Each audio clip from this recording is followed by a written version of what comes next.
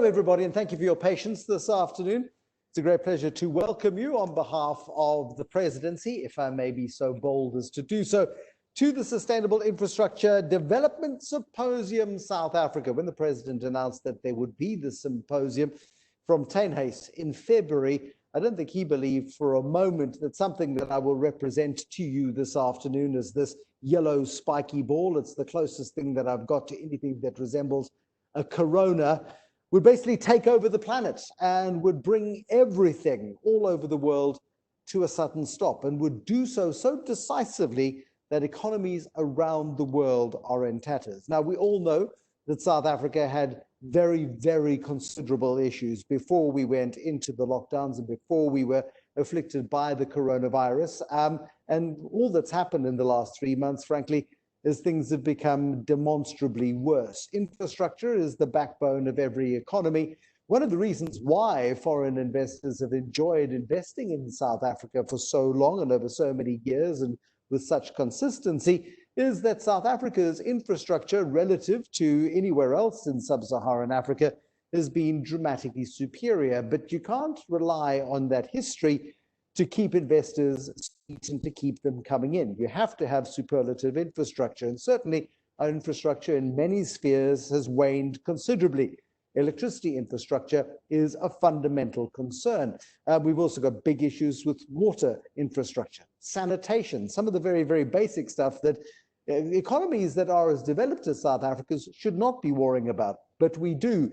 Road infrastructure in many areas is crumbling. We've got big issues there, and certainly our technology infrastructure needs some very serious investment. When he joins us, we will get the contribution of Dr. David Masondo, who is the Deputy Finance Minister. Be keen to hear from him. Kgosientsho Ramokgopa, who is in the Presidency and who's head of government infrastructure. I think he is with Leslie Maasdorp, who is in Kgosientsho Ramokgopa's office at the Union Buildings. Leslie Maasdorp is with us as well. He is Vice President of the New Development Bank. We've also got Patrick Dlamini, who's Chief Executive of the Development Bank of South Africa, Magda, who is the Chief Executive of the asset management company Sygnia, Nazmeera Moola, the Deputy Managing Director for South Africa at 91, used to be called Investec Asset Management. Those are your panelists today. Thank you for joining us. You've got the question facility, which you should all be familiar with now, 3 months into lockdowns, and that we've had 2,000 of these meetings each in that time. Please feel free to send your questions at absolutely any point. And if it's pertinent in that very moment, I will step in and interrupt your speakers, and they will answer your questions. And I'll make very sure they answer your questions. My name is Bruce Whitfield. I'll be the chair of this particular panel this afternoon, and thank you very much for joining us. Let's go around the table, the virtual table, if we like. Maybe start with you as Leslie Maasdorp. You're dominating my screen at the moment. And give me 2 minutes of your thinking from the New Development Bank on infrastructure, on South Africa, and where we are and what we need to do. Thanks very much for having me, Bruce. And let me start by saying that, the President, very soon, as you know, after he was elected in December 2017 and early 2018, one of his first speeches he made, he emphasized how important investment in infrastructure is to as a lever in terms of building the productive base of the economy. Because South Africa, as you know, we have been stuck as a country in a low growth scenario. And the only way for us to propel this economy forward is to invest further in productive infrastructure. The New Development Bank, as you know, was set up 5 years ago. South Africa is a member of the bank. And we started out with very modest, initially in the first year, $300 million in our first loan to South Africa. Today, we are in a position to provide $2 billion in 2020 to South Africa. We have just approved, as you might know, $1 billion a week ago that will be disbursed in a bullet payment in a matter of 2 weeks or so. And this is specifically earmarked on the public health pandemic, which is COVID-19. Traditionally, multilateral banks, as you know, focus on bricks and mortar infrastructure. We build roads and ports and power stations, bridges, etc. But as the pandemic hit the BRICS countries in a severe fashion earlier this year, we put in place what we call an emergency assistance program of $10 billion for 2020. That's roughly $2 billion each for the 5 member countries.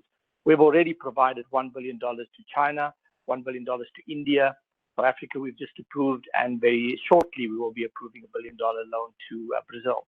However, this is short-term, it's crisis-related.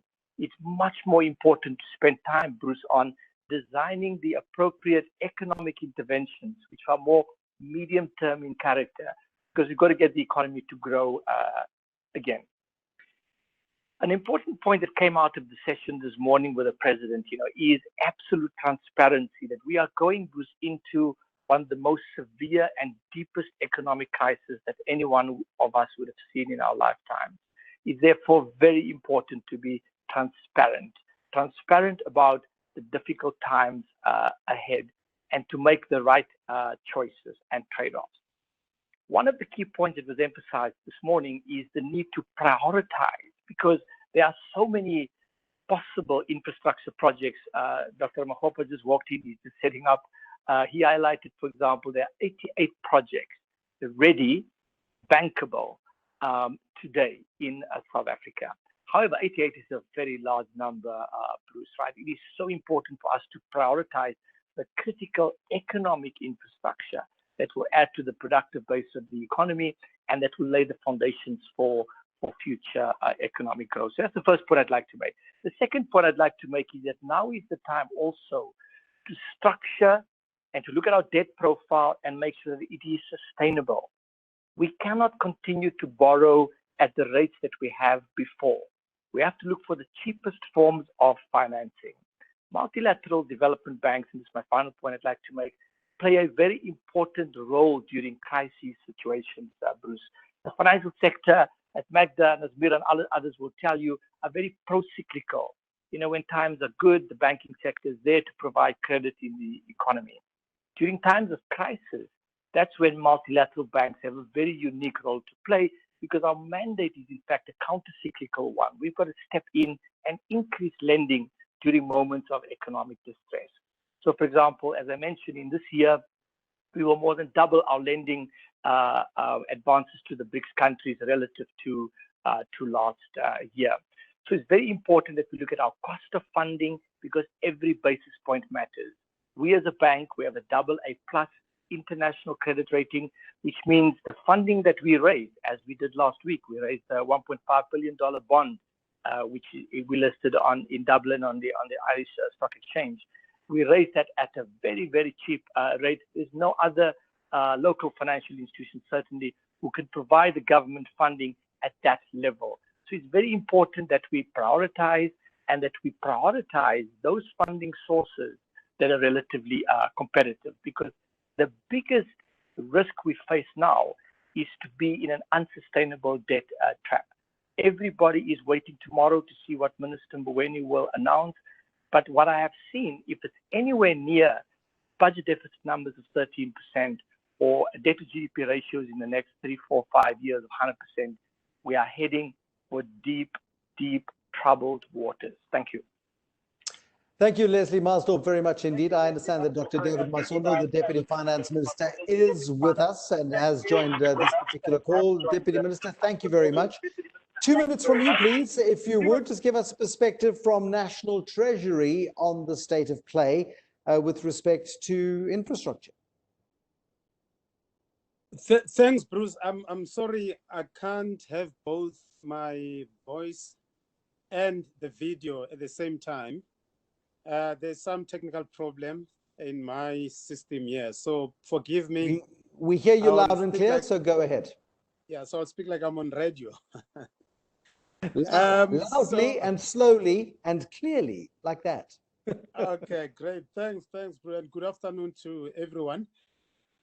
Look, I think it's clear that our economic and social infrastructure backlogs and challenges are huge in South Africa, and they are well known, they've been well articulated.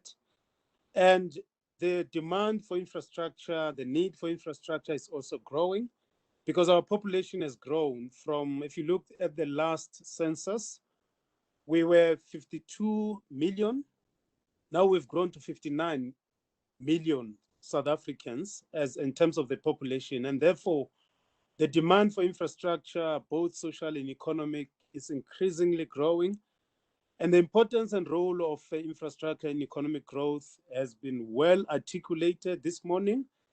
And just from the demand side, I mean, if you invest in infrastructure, you employ people, people are able to generate income for themselves and they're able to spend it. And again, on the demand side, from the steel, I mean, the infrastructure requires steel, require inputs, and those inputs have to be produced by the private sector.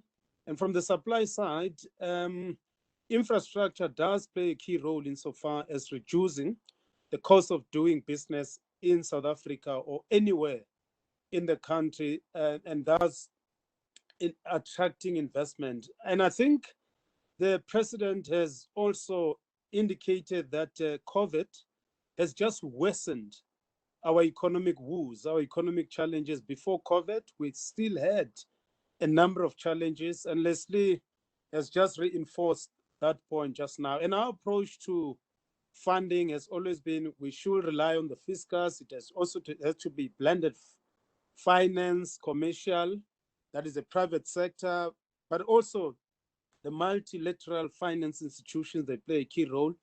And from the fiscus, as we've allocated 10 billion for the next 3 years. There's 236 billion over the next 3 years in the entire system of government, insofar as infrastructure is concerned. And I think and Mr. Dlamini, our CEO for DBSA, will speak at length about the funding that we've put together for the next 3 years. That is 100 billion put together under the infrastructure fund. Having said that, we all know that our fiscus is highly constrained, and the minister tomorrow, I won't say more about this, the minister tomorrow in the special budget, he'll articulate, indicate the situation in which we are in, which also makes it very difficult for us to even adopt a counter-cyclical intervention in this constrained fiscal environment. And I think the issues around infrastructure, yes, money is a problem, but we have to find ways of unlocking this money. And to unlock this money, we do need to have bankable projects, and bankable projects is a function of project preparation. And therefore, the solution, part of the solution, is to make sure that we put together very clear bankable project infrastructure. And DBSA has an office which does deal with project preparation, and we're working very well with them. And there are issues around policy as well. There are certain projects that depend on that we've got to take or implement through PPPs, but we have to make sure that we also enforce the user pay principle, because that's the other way through which we can deploy money together with the private sector. But we have to find a way of paying for the services that we roll out in the infrastructure. And I think there's been a lot of ideas that are out there, unorthodox, unconventional methods that we need to be to put in the mix for discussions and for thinking through on the things that we basically need to do in order to raise finance to deal with the infrastructure that we have. I mean, there's an idea about solidarity tax. And I think for me, it will be important when we think about tax, not to tax citizens and business in such a way that it becomes very difficult for them to even invest the little money that they have. I mean, many of them, they've lost money as a result of COVID. So when we talk about solidarity tax, which is a tax just meant for infrastructure, we need to take into account that tax comes as a result of economic agents being able to generate enough money to pay tax. There are discussions around special bonds and how we use the current savings that we have. There are discussions around how can we make the Regulation 28 flexible to allow investment, but at the same time, make sure that we protect this its savings by our society. And I think the ideas about how we work with the multilateral finance institutions, including, by the way, sovereign wealth funds such as Temasek, Sovereign Wealth Fund, those are ideas that we are thinking about in making sure that we get money that must be utilized productively insofar as infrastructure is concerned. Thank you, Bruce. Deputy Minister, thank you very much indeed. And on to, I think we should go to Nazmeera Moola, who's Deputy Managing Director for South Africa at Investec Asset Management. They've announced fairly recently that they will be putting together an institutional fund to invest in companies that they see as having a future to help rebuild South Africa. You've just listened to the Deputy Minister talk about things like solidarity taxes and special bonds and flexibility on Regulation 28 as a mechanism to try and raise money. We kind of betwixt and between, aren't we, Nazmeera, in terms of here we've got an economy that hasn't been growing for the last 5 years. The last time we saw any decent growth was 2010, and that was World Cup fueled. We are now sitting with unemployment beginning to rise very, very sharply in an environment where government is talking further taxes on a already heavily burdened state and already some of the most taxed people in the world, more taxes to fund a solution that may or may not deliver growth into the future. Your 2 minutes, I'm going to get quite strict about this, if I may, on infrastructure, please. Getting strict with the talking, Bruce, when you let the boys waffle for a long time. We need to be equal treatment here. I'm going to leave the room. I'm leaving the room. So I was listening to the President's address this morning, and he divided funding into 3 sorts of projects. And I think it provides a really good framework for us to use. The first is commercially viable projects, which can be funded entirely by the private sector. The second is mixed projects, blended finance, where you need some de-risking. And the third is projects that are going to need public financing. And given the constraints that there are on the public finances at this point in time, massive funding gap this year, I think we should start by concentrating on the first 2 to try and get us out of this COVID-19 recession, make sure it doesn't become a depression. And on that first one, which is these commercially viable projects, the key point for me is we need a pipeline of projects. It's easy to focus on the financing or the funding because that's the easier thing to talk about and think there's a constraint there. But actually, that's not the constraint at this point in time. The constraint is we've been talking about infrastructure for over a decade, and there is no pipeline because there's been regulatory uncertainty. We keep chopping and changing the regulatory framework. We saw that happen in the renewables program, and we actually need to move beyond that. So we need to prioritize which areas and which projects we're going to focus on, sort out the regulatory backdrop, and then allow those projects to come to market. If we talk about Reg 28 changes, I personally think there is no need for Reg 28 changes at this point in time. Under Reg 28, you can have up to 35% of the pension fund invested in unlisted debt.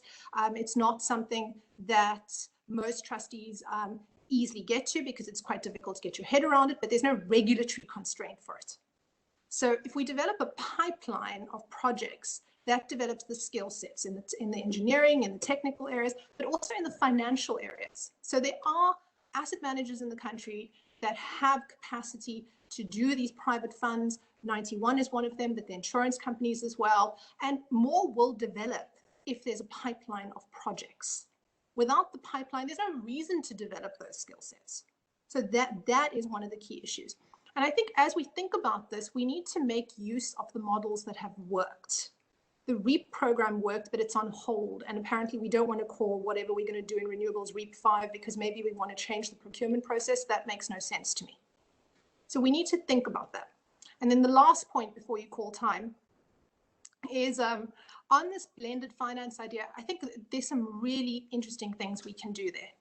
So one of the funds we manage is the Emerging Africa Infrastructure Fund, which has been something close to my heart for a long time. And that's a blended finance initiative that invests in currently 44 infrastructure projects across the continent, doing really interesting things like solar in Mali or Mozambique, water in Rwanda. And that involves government financing from various European Union governments and then some private sector financing from insurers and pension funds as well. So there's room to do some really interesting things there.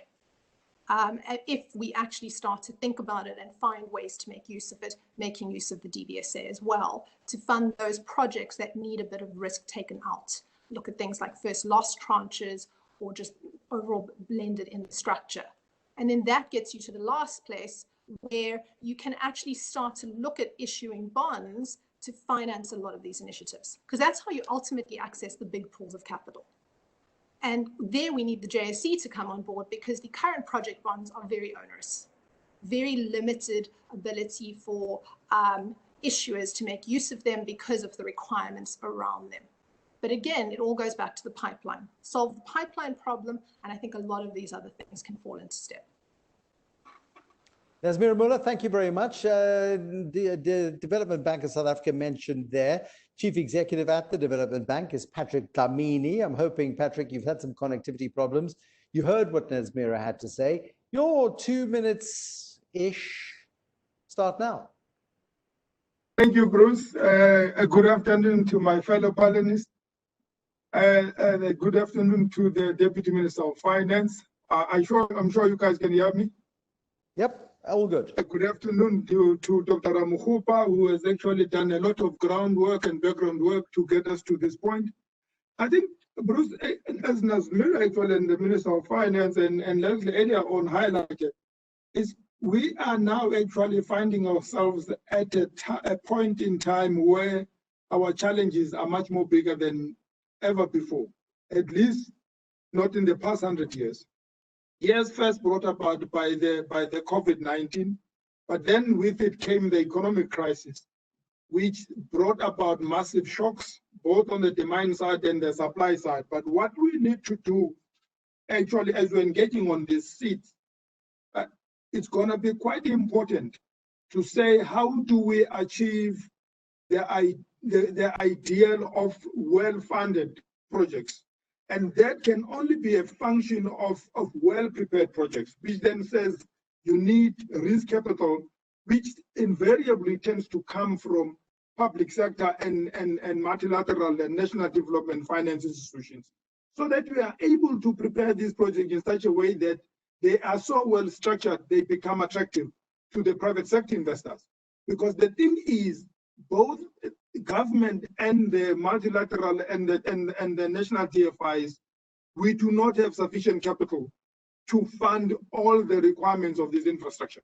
But if we can be able to really try and focus on this, what I term the tip of the spear, which is the risk capital in terms of the project preparation, it's extremely important that we make sure that we prioritize projects of the 276 projects, make sure that these projects actually are able to attract the best skill sets, because also project prep requires a very sophisticated skill sets to make them in such a way that the structuring thereof becomes attractive to the private sector. And the blend financing also then comes in to make sure that that becomes a possibility. But the skill sets which then sits also in the private sector, we need to make sure that we work together with the multilateral development finance institutions and the private sector to ensure that we are able to drive these critical and well-prioritized projects into being attractive and fundable by the private sector. So we are, as a country, at a time where the triple challenges of South Africa have really worsened. We are the most unequal society in the world in terms of a Gini coefficient index. We are sitting at just above 0.67. We have 40% of our population being said to be living below poverty line. We have actually, I think as of this morning, the unemployment rate sitting now above 30%. This is official unemployment. These kinds of challenges are saying it is not business as usual, not for this country and not for the continent, because we can see that the impact of the COVID-19 has really decimated, annihilated the national fiscus. So as a result, we need to start saying, how do we really come together very quickly with the private sector and make sure that we are able to then start prioritizing the critical projects in the agricultural sector, in the industrial development sector, as well as in the infrastructure sector, so that we can be able within the next 12 months see projects that really can be able to be brought into the market and funded and get our construction sector working. But again, we can't be talking about post-COVID because COVID determines its own time. We need to talk about post-lockdown because we know that within the next 6 months, we should be sitting at least a level where we need to do much more bigger things. COVID will still be with us.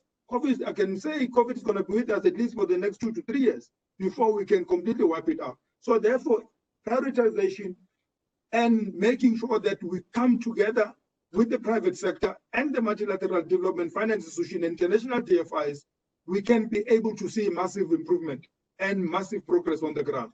Thank you, Bruce.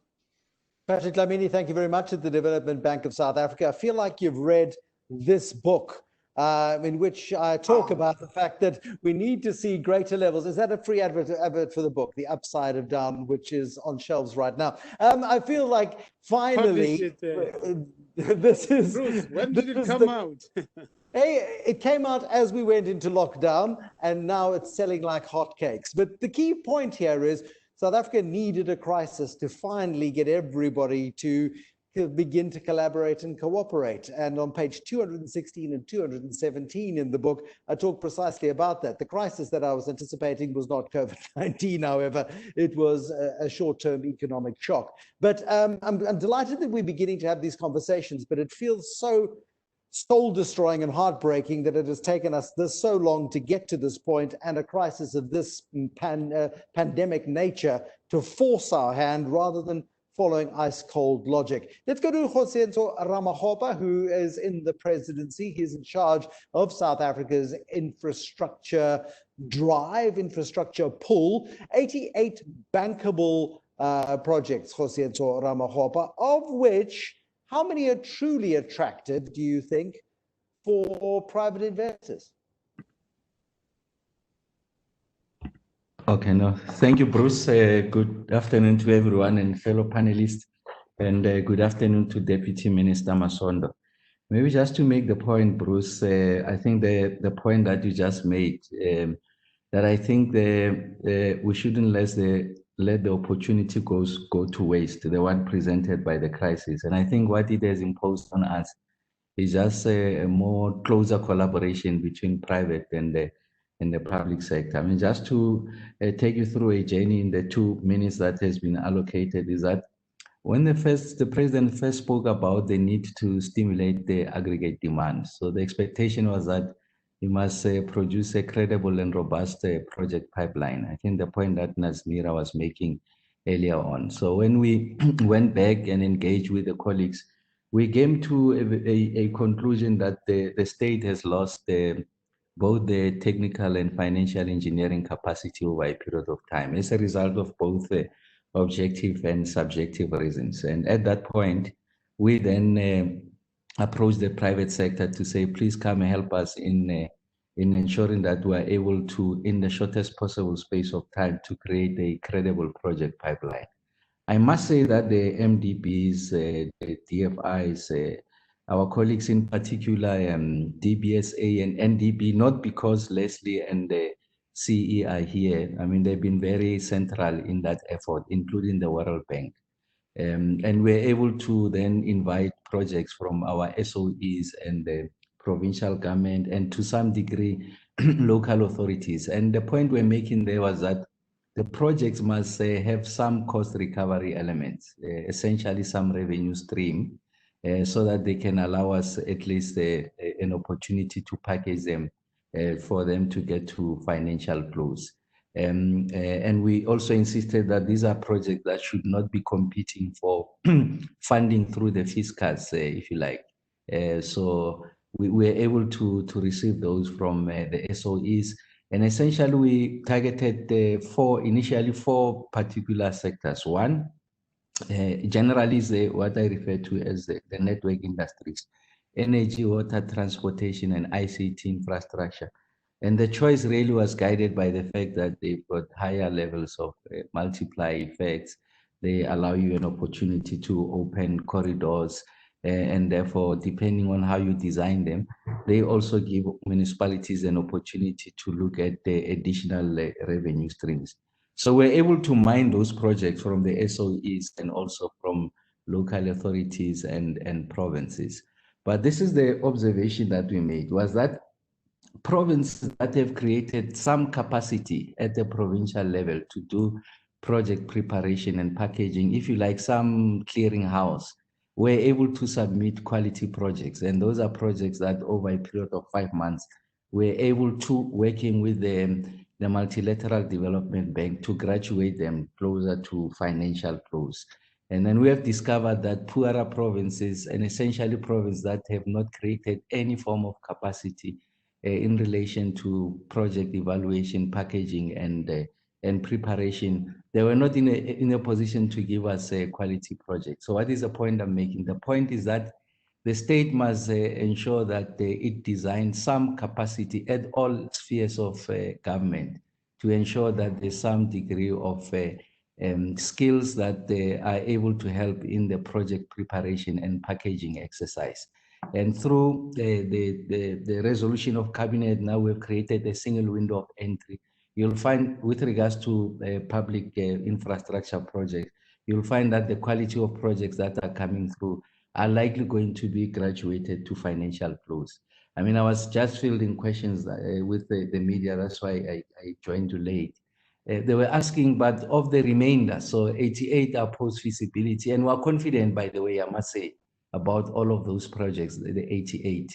So it's 88 out of that, the 276. And we're asking of the remainder, when do we expect them to get to financial close? And I was just candid to say that I think we'll be likely to get more than 40% of them closer to financial close because of the quality of the information, just the quality of the submission. So there's additional work that still needs to be done for us to be able to improve the quality of the submission. But I guess that the biggest takeaway out of this COVID dispensation is that working closely with the private sector, we are able to graduate 88. So these are projects that ordinarily would have been competing with social projects at the fiscals. So whatever we've been able to open up the fiscal airspace so that social infrastructure project can be funded. But I think with the passage of time, greater levels of collaboration, cooperation, I think we're going to improve the skills. And then the state must look to ensure that we embed these skills inside the state so that the state on its own, if you like, and I'm not suggesting that sometime in the future we must abandon this relationship that we have forged over this period of COVID. We'll continue to do that, but the state has to invest in creating that capacity internally so that they were able to graduate a lot of these projects, Bruce. Kgosientsho, thank you very much. You can't have a capable country without a capable state.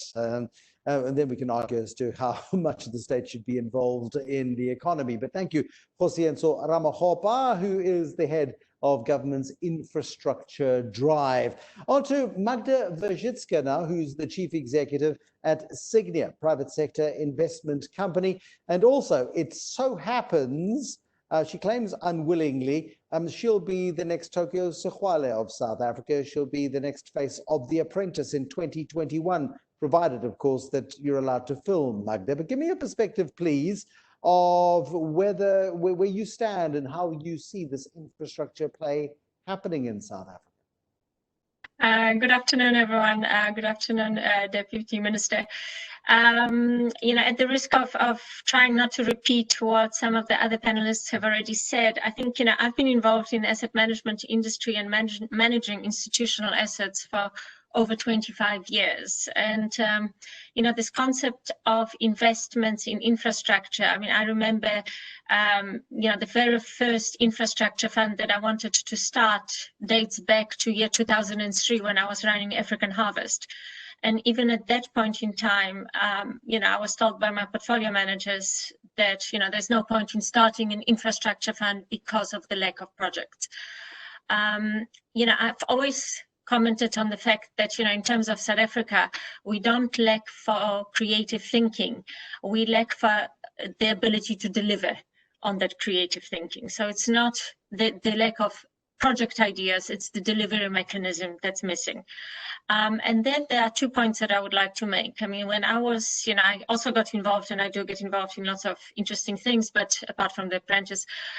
but I got involved in the Cape Town water crisis because I thought, there must be solutions that the provincial government hasn't thought through. And, that's where I became exposed to the lack of cooperation and coordination between the national government and provincial government in the delivery of infrastructure projects. So before one even speaks to the feasibility of partnering with the private sector, one needs to look at this coordination mechanism between the various tiers of government in terms of what projects are brought to the table for the private sector to look at. Now, in terms of infrastructure needs of this country, COVID is not a catalyst for anything beyond the fact that, never waste a good crisis. I think COVID has been a catalyst for one thing, and that is it has created a sense of solidarity between the public sector and the private sector, which hasn't been there before. So, if I look at February, there was a huge amount of mistrust by the private sector of the public sector. If I look at where we are now, and I speak to a lot of pension funds and a lot of consultants to those pension funds, everyone feels that we're in it together. Everyone feels that we want to contribute, be it in the manner of funding, preferably not in a manner of tax, but things such as COVID bonds, solidarity bonds, more voluntary than prescriptive investments. But if it is prescription, be it prescription, provided it's a negotiated prescription. But I think that that there is huge scope for mobilizing the private sector, not only in terms of the funding provision, because I think the willingness is there and the money could be found.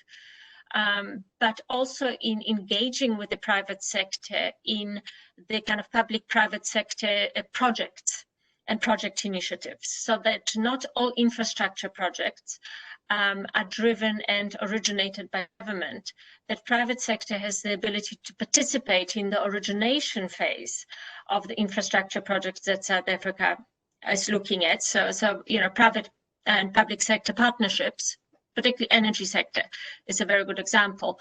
So we need to focus on that first, then the delivery, then the mobilization of finance. But the mobilization of finance, my concern is that the timelines, that we will waste this feeling of solidarity, that it will take us too long to come up with really investable, feasible projects before everyone is just too worn down by this crisis to actually feel patriotic about participating in government-driven initiatives.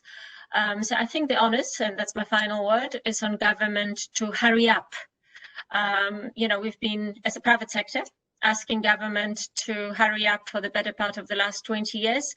Please hurry up and come up with feasible solutions and greater engagement with private sector right at the initiation stage, not only at the stage at which you need the funding itself. All right.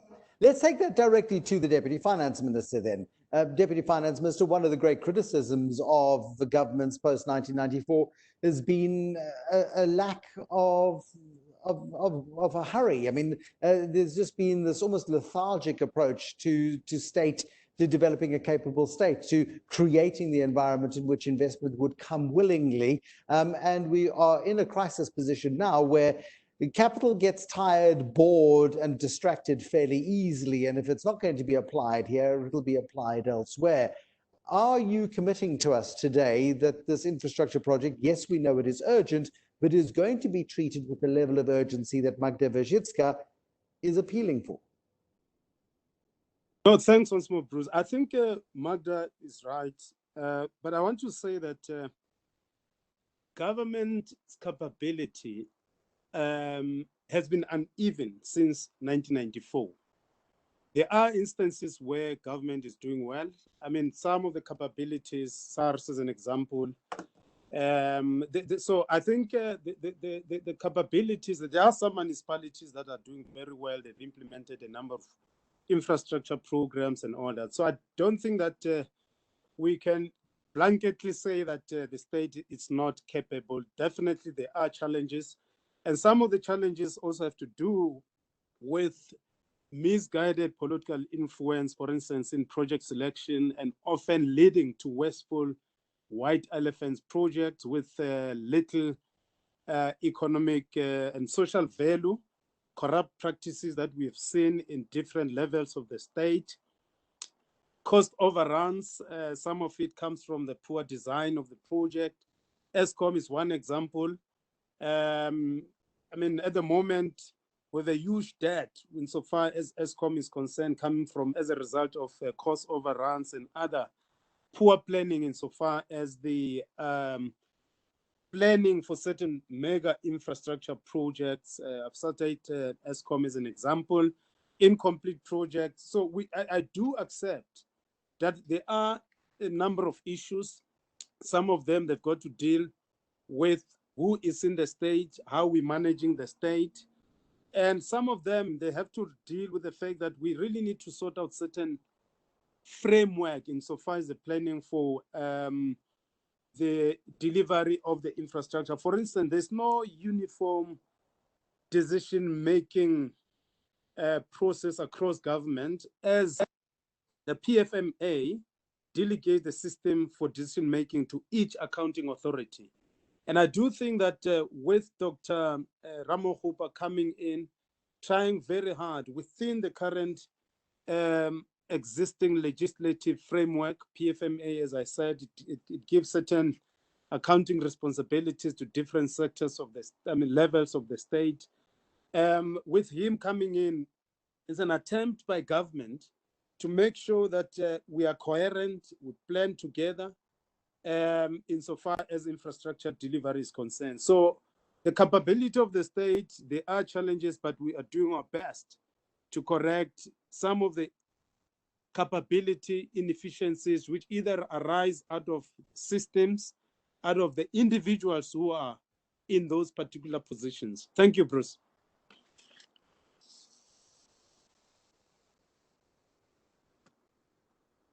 Bruce, unmute.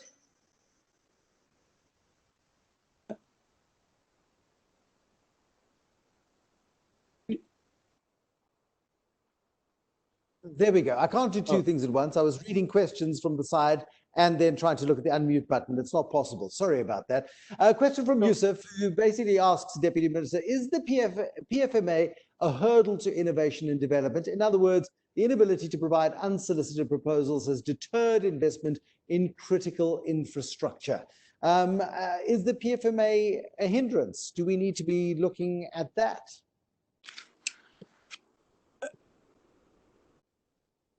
I'm referring in terms of the planning that you do have a situation where an accounting officer at a particular sphere of government will say we are accountable for the delivery of the infrastructure, the delivery of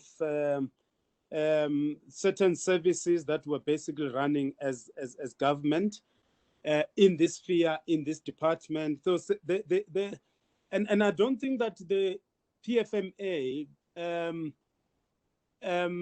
intended to make it difficult for us to deliver infrastructure. I think there are some of the unintended consequences insofar as the decision-making processes insofar as infrastructure is concerned. So, and also the planning between the local sphere, the provincial sphere. I mean, for instance, the budgets of the municipalities or local government, they are only approved around July, if I'm not mistaken. I think, and in our case, we approve the budgets around February. So there's a need for us to make sure that there's some alignment in so far as planning is concerned. And that's why the coming in of Dr. Ramokgopa and the systems that is basically putting in place is an attempt to overcome some of the legislative imperatives and delegated power to different levels of government, including department. Let's ask you, Kgosientsho Ramokgopa, then again about this issue of the PFMA being a hurdle. the unintended consequences of legislation. So often, South Africa, we're very good at doing many, many things. One of the things we're particularly good at is creating multiple levels of regulation and writing really good laws, laws that often, however, can stymie progress. What's your view on that, Kgosientsho, Ramokgopa? Thanks, Bruce. I'll give you practical examples of instances that begins to demonstrate the level of, as the Deputy Minister puts it, some degree of misalignment because responsibilities resides with the different spheres of government. Let me give you a typical example. So you find that you want to do a mega housing development, and the responsibility for top structure development essentially sits with either provincial or national governments. And through their own processes and determination, they arrive at the conclusion that they must go and do this mega housing development in municipality X at this particular location. But you find that that municipality has got its own priorities that are quite separate from what the national and province is thinking about the housing development in that area. You find that they are providing bulk infrastructure at an area that does not necessarily service this new development that is proposed by province and national. You do have live instances even here in Gauteng of mega housing development. Structures are completed, top structures are there, but you can't take occupation because there's no availability of bulk and also energy, because municipalities have got a different priority. So that speaks to, as the Deputy Minister was talking to, misalignment in the budget cycles and the fact that we don't have a single and coherent planning framework. And the introduction of the district development model seeks to resolve that question essentially. So one district, one plan. So it's provincial, local, and I'm sure when the national government descend into that space, they must make sure that the plans are properly aligned. And then the second issue that we are addressing here in the office as a part of the mandate, the principal mandate really is about coordination and alignment, is to ensure that even before people, local authorities, provinces, or even national make submissions through the process as determined by National Treasury and they get approvals, we need to ensure that indeed all the regulatory requirements are in place. So you'll have instances where people want to do a development, which development requires for the approval of an environmental impact assessment, which sits with the provincial government. Funding is made available, but the EIA is not in place. The record of decision is not in place. And if you look at the current dispensation, that period can take you up to 36 months in some provinces for you to get the EIA approval. So what is it that we are doing? I think as the office working together with our colleagues from provinces and national and local authorities, is that we want to take best examples. So because I think there are pockets of excellence. Let's take the issues around EIAs. The provincial government of Gauteng is doing it exceptionally well.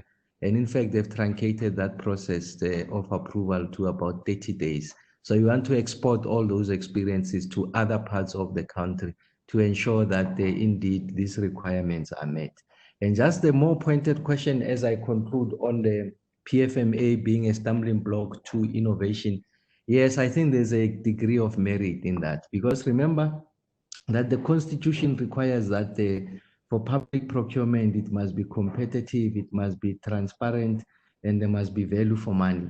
But if proofs come with an innovation presented to municipality X, that municipality is compelled, if you like, in law to say they must go out because they can't prove that you are the sole provider. That Kgosi doesn't have the same idea. But remember, for you to take it out for a bidding process, procurement process, you must know what is exactly that you are going to be your specification. But because you are not the ones who has originated the idea, so it becomes very difficult for you to go out and bid it and open it up for other people to participate. So I think there has to be a rethink on that to allow for innovation, to allow for original ideas to come through, but continue also to insulate yourself from potential abuses of that avenue that you are creating. So the point I'm making is that there is merit in that point that perhaps it stifles innovation. So as we provide for opportunities to accommodate innovative ideas, I think we need to build proper parameters, or if you like, insulate ourselves from abuses of that avenue to facilitate innovation and new thinking.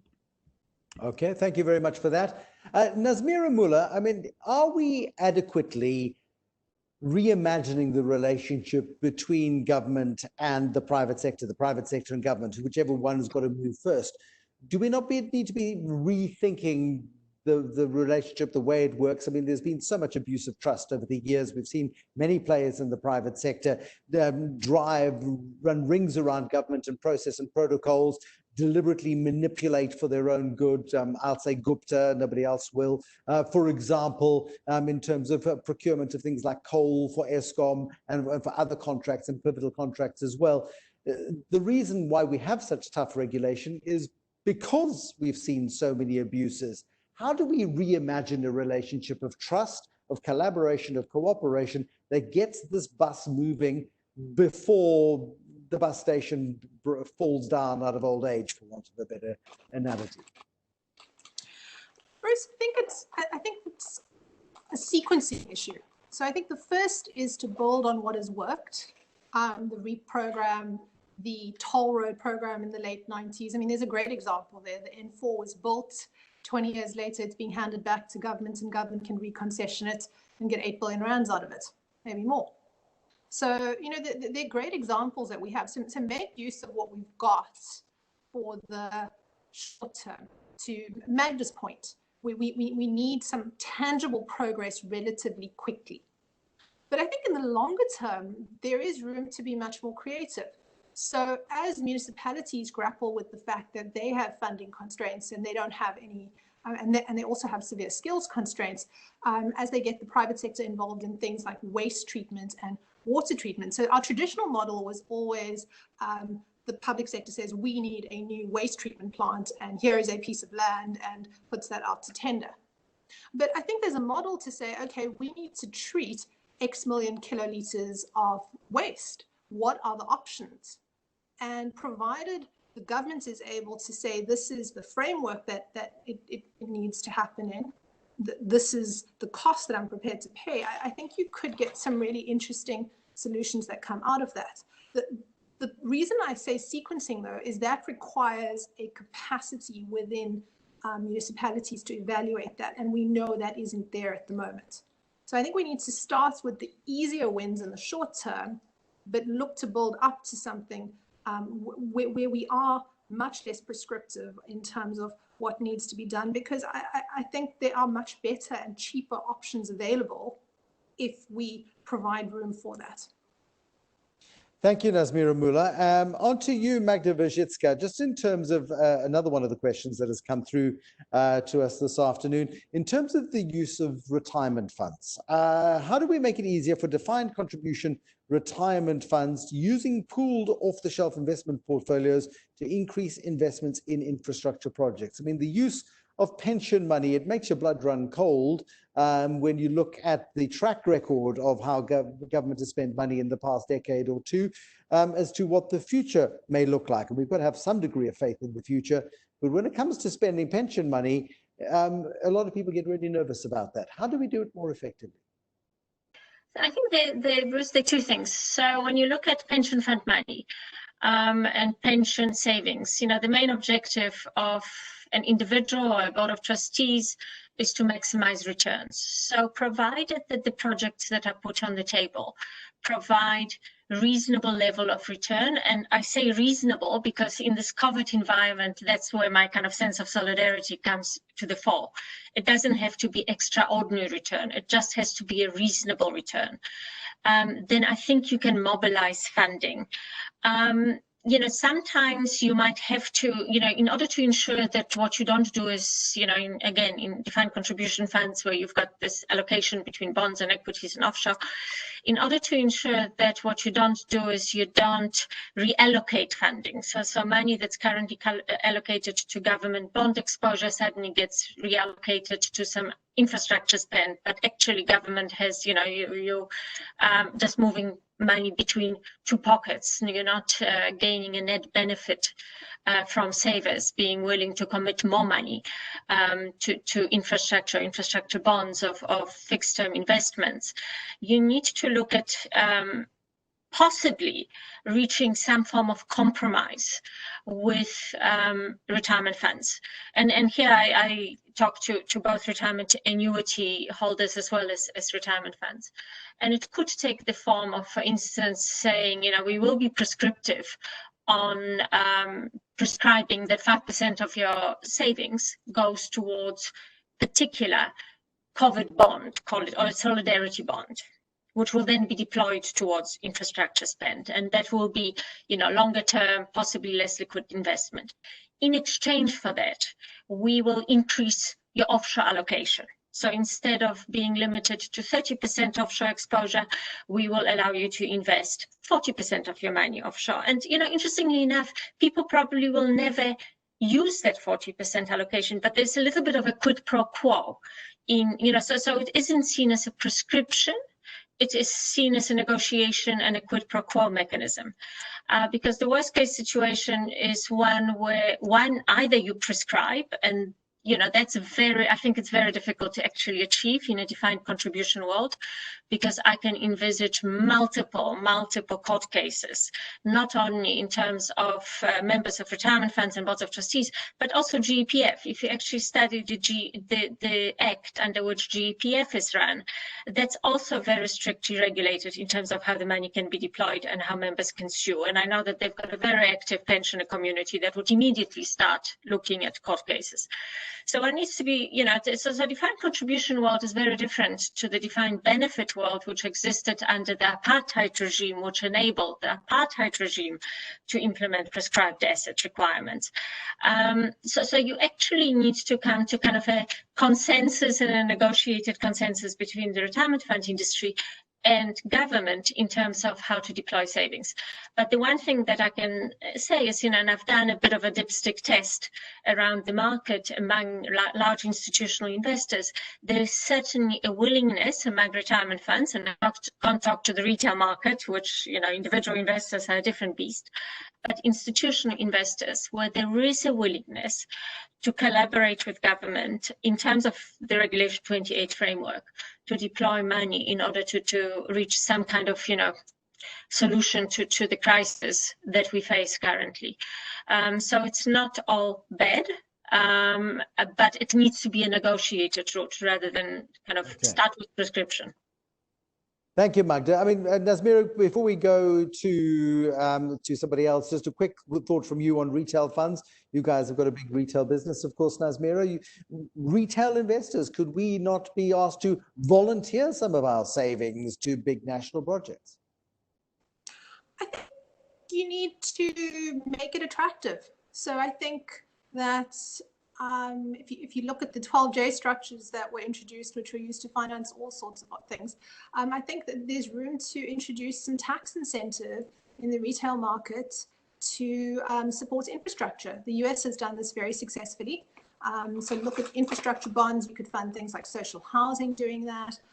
So I think there is room to do that. I think the other thing the retail needs to look at in the unit trust space, as opposed to in the issuance space, is some sort of longer term vehicles. So I know the FSCA is generally very conservative, and I think there is a concern on how these things could be manipulated. But I think in this environment, if you want to mobilize the retail market into infrastructure or for things like the recovery fund that we spoke about earlier on, is we need to think about longer term vehicles that don't have a daily dealing requirement, because you can't finance infrastructure with a daily dealing requirement. So that is one area where I think we do perhaps need to look at it. Lovely, thank you. Let's get you involved in here, Leslie Maasdorp. I mean, when it comes to bankability versus technical solutions, Leslie Maasdorp, I mean, do we focus too much on technical solutions than bankability? How do we bring the private sector more in from the beginning of projects rather than as an afterthought? I think there's complete consensus, Bruce, on that issue, that we need to spend considerable more time on having a huge pipeline of bankable projects. A number of the panelists have already sort of highlighted that. But how does one do that? I think it's very important that we begin to pool the various capabilities that exist. Patrick will tell you that the DBSA has a project preparation facility. We as a bank also have a project preparation fund. Africa Development Bank have a similar fund, and so on. I think it's very important that we begin to collaborate more at that conceptual stage and also bring in private actors and private investors in infrastructure right from the outset. I think all of us, there's complete consensus on that. The second point I'd like to make, and this is also very important, that we shouldn't just focus on infrastructure more generally. It should be rooted in what are the comparative and competitive advantages of the South African economy. I'll give you one little example. We all know, I would argue, that the most successful program in the last decade or so in South Africa has been the renewable energy program. Okay, we have world-class capability, and we can deepen and strengthen that world-class capability in the renewable energy space. We have all the ingredients to make that happen. We now have to get a new round going, and we need to do that with speed. Secondly, we know already that South Africa's energy sort of investment cannot continue in coal-based, fossil fuel-based inputs. So there's a major energy transition that needs to happen. The private sector can play a very, very critical role in enabling that sort of transition towards more greener forms of energy.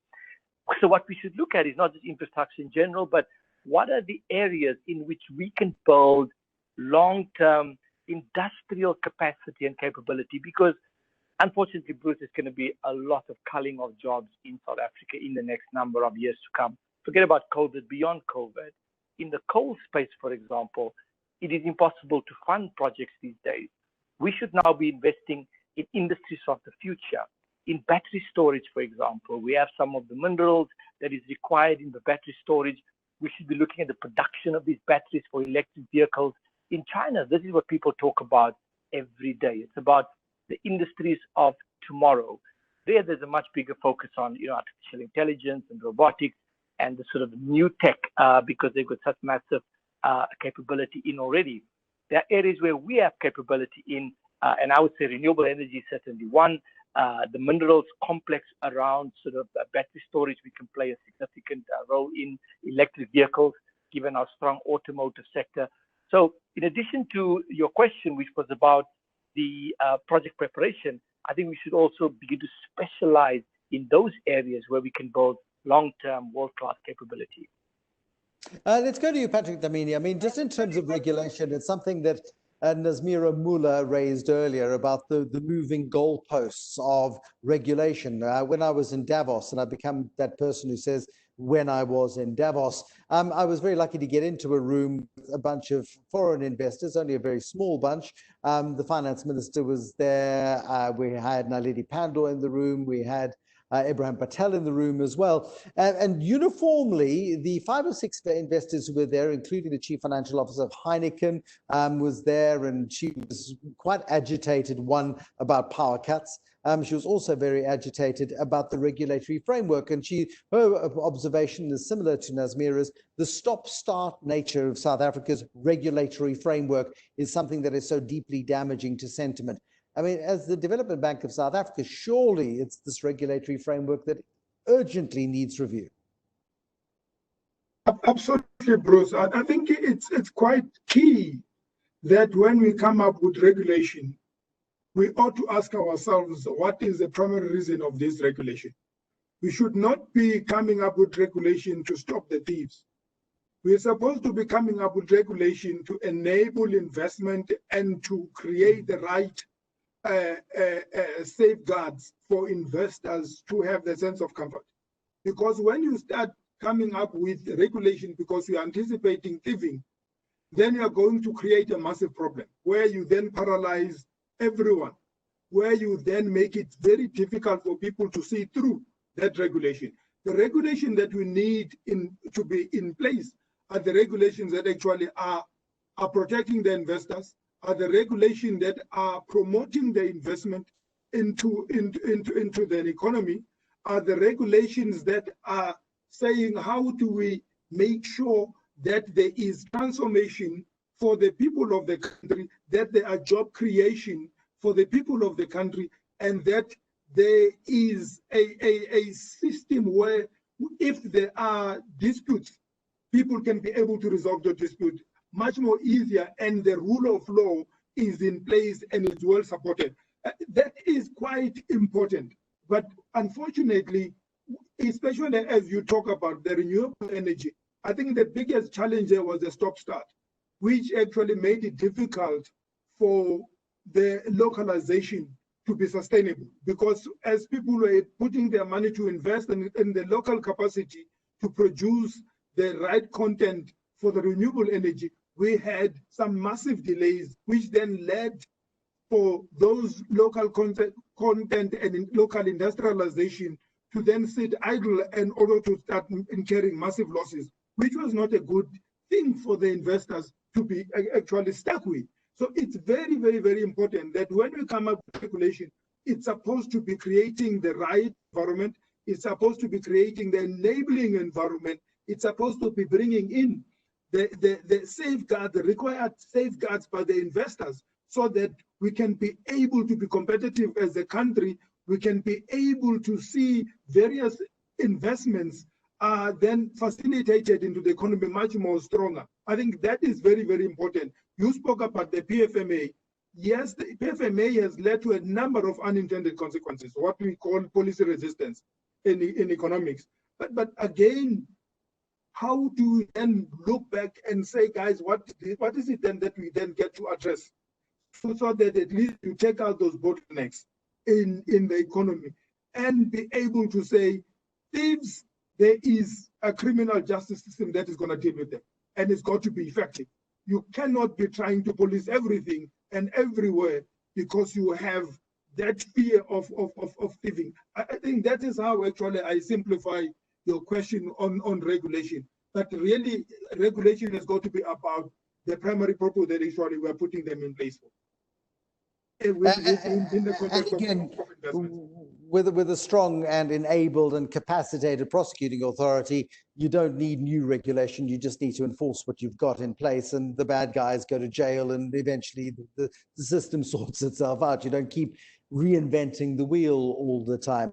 Ramokgopa, why is it different this time? I know it's the most dangerous phrase in the English language, but why is it different this time? I know we have no choice and it has to be different this time, but why is it different this time from a trust point of view, from a capacity point of view, from a capital point of view, and from a needs point of view? No, Bruce, I think it's a valid question that you are raising. Well, the first one is that I think we didn't have a choice, but COVID almost imposed this requirement on us that essentially we are confronted with a national problem, and therefore it can't just be public sector or private sector on their own. I think we need to ensure that we find a point of intersection, a meeting point to work together.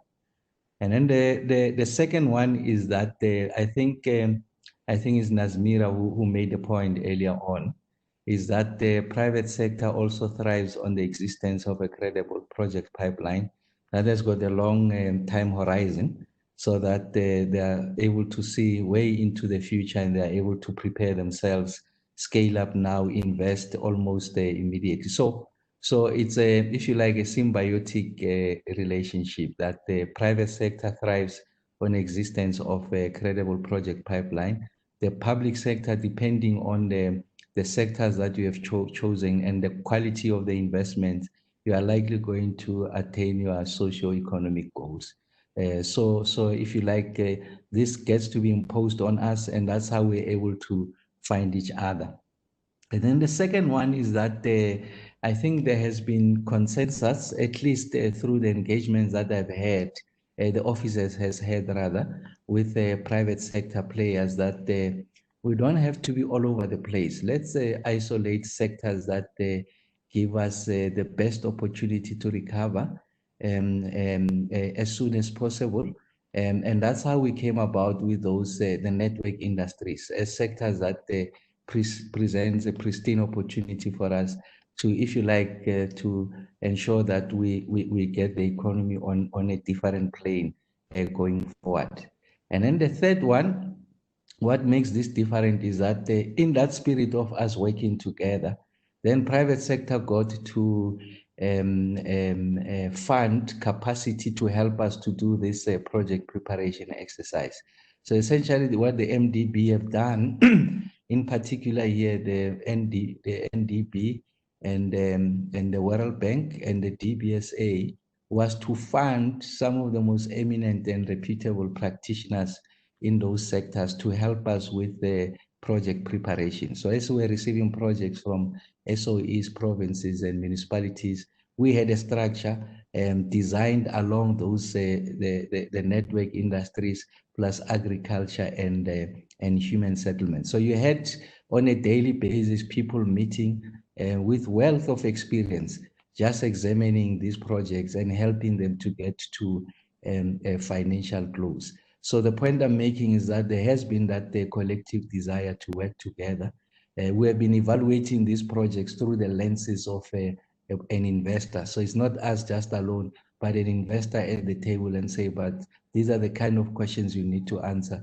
This is how best it can be packaged going forward. So Bruce, I think for me, those are the three distinguishing characteristics of the work that we have done to date. And I think that it augurs well going into the future, because it is our intention to ensure that we institutionalize this.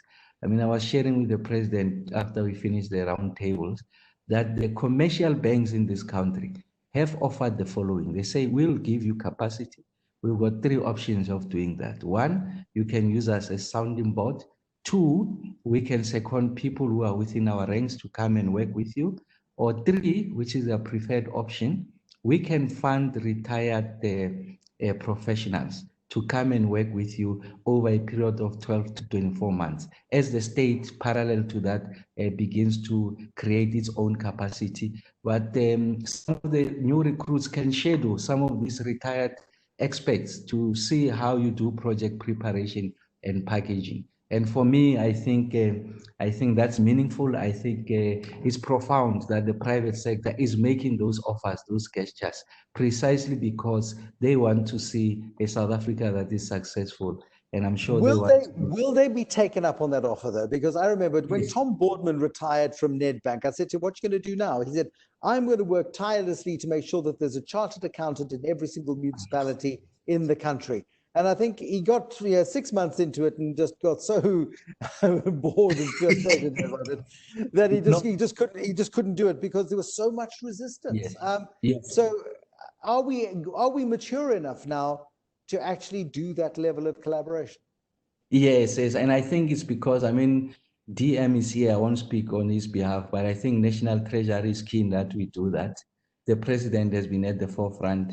Minister Delil, who's an executive authority responsible for infrastructure, has been the one who has been canvassing some of these requests.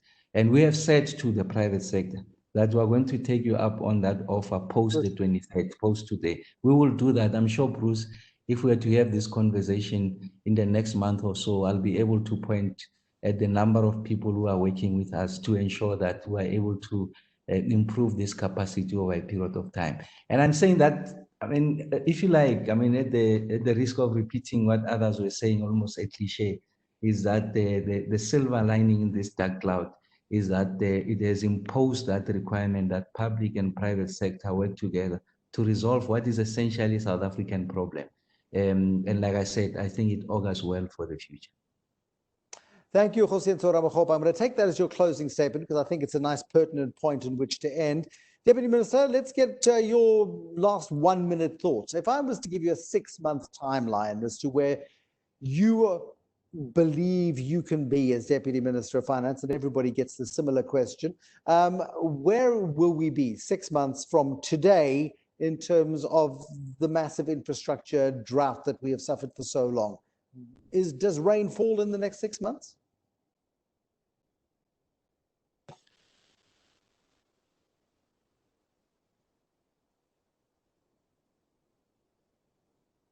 Just checking if the Deputy Minister is still with us, or we lost the Deputy Minister. I think we may have lost him. Let's go to you then, Patrick Dlamini. And if the Deputy Minister rejoins, we'll get him to answer that question. 6 months from now, where do we see South Africa from an infrastructure perspective? I think 6 months from now, Bruce, is quite important that we must have prioritized the absolutely critical projects that we want to push with everything we have, together with the private sector, so that at least we can be able to see the turning of sorts in terms of those infrastructure. I think that is going to go a very long way in building the confidence and also in building the trust in the investment community that South Africa means business. We also have the African Continental Free Trade Agreement that is also coming up. South Africa is best positioned on the continent to take full advantage of this, but we have to make sure that we then are able to roll out the requisite infrastructure network so that the trade and the supply chain channels are then open for that to happen.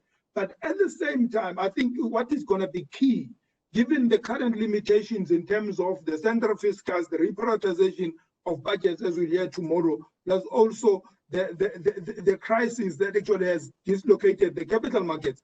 I think that the collateralized funding instruments for municipal bonds, this is now outside the big three or the big five municipalities.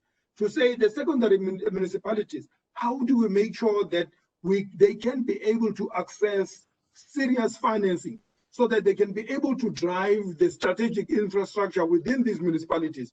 There is about a number of them that really can be able to make sure that this happens. Because at this point in time, JSE and capital markets are not in a position to do that. But if you can be able to come up with a mechanism working with National Treasury and also even engaging with the Reserve Bank to say, because in the US, the Fed is extremely active in the space in terms of the municipal bonds with some incentives that can unlock an untold level of funding by the private sector. And also you can also be able to come up with the collateralized bond obligations, which will create the secondary markets and the tradability of these financial instruments. I think those to me will be extremely, extremely innovative projects to make sure that there is funding and there is liquidity in the markets for us to get these things going.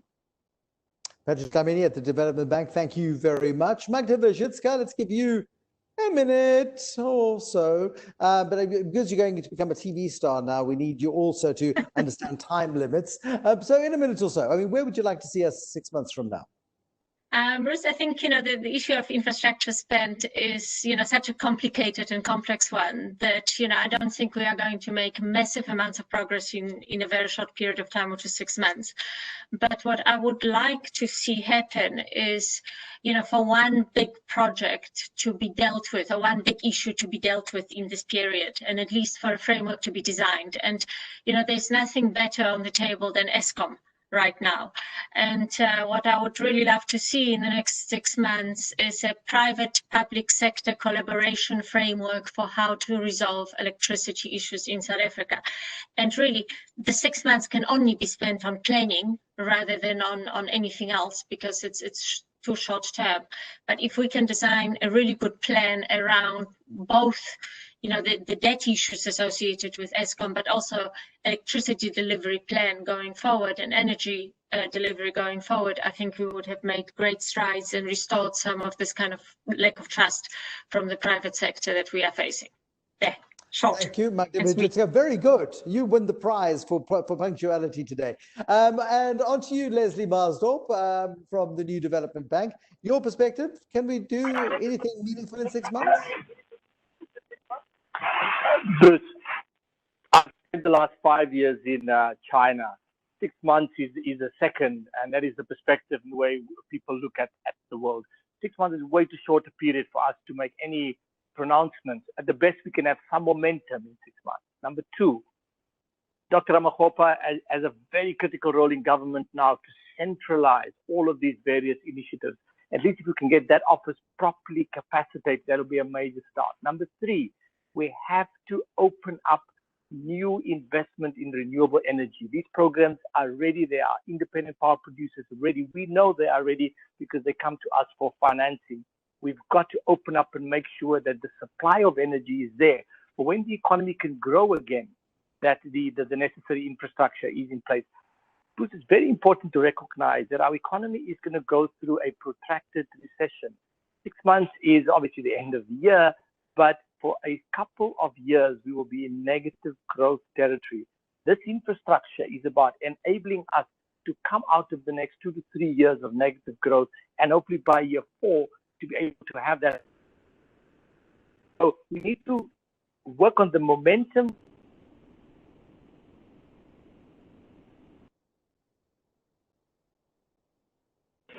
And I think, Leslie Maasdorp, we're possibly losing the, oh, no, you're back. You're back. But anyway, I think the line is getting ropey. The line is getting tired. Leslie Maasdorp, thank you very much indeed. Nazmeera, Moola, it could be the final word to you this afternoon in a minute-ish. Give me a short-term view. Bruce, I think we need some, I mean, I agree with a lot of what's been said. I think we need a quick win, at least one, if not a few more. And electricity, I agree with Magda, is a good place to start. If we can't get Eskom entirely resolved, what I think is much easier to resolve is opening up the renewables program to all sorts, whether that is REAP 5, whether that's self-procurement, whether that's direct procurement or municipal procurement. And Cape Town municipality is still taking the DMR to court last time I heard, maybe not. But we shouldn't be, you know, muddling through all these issues. It is quite straightforward to sort out renewable procurement in South Africa. And that, I think, can be achieved in 6 months if the focus is there. So I think if we can do that together with capacitating, to use Leslie's wonderful word, Dr. Ramokgopa's office, then I think we will have ourselves in a position where we can go into 2021 focusing on getting a lot more projects done in areas like the water sector. Nazmeera, Moola, thank you. I think we've lost the Deputy Finance Minister. Just one last check. Is David Masondo there? No, excellent, Deputy Minister. Then it's appropriate that maybe you wrap it all up for us. Give us a perspective as to realistically what we can expect in the next 6 months. No, let me state what I hope for.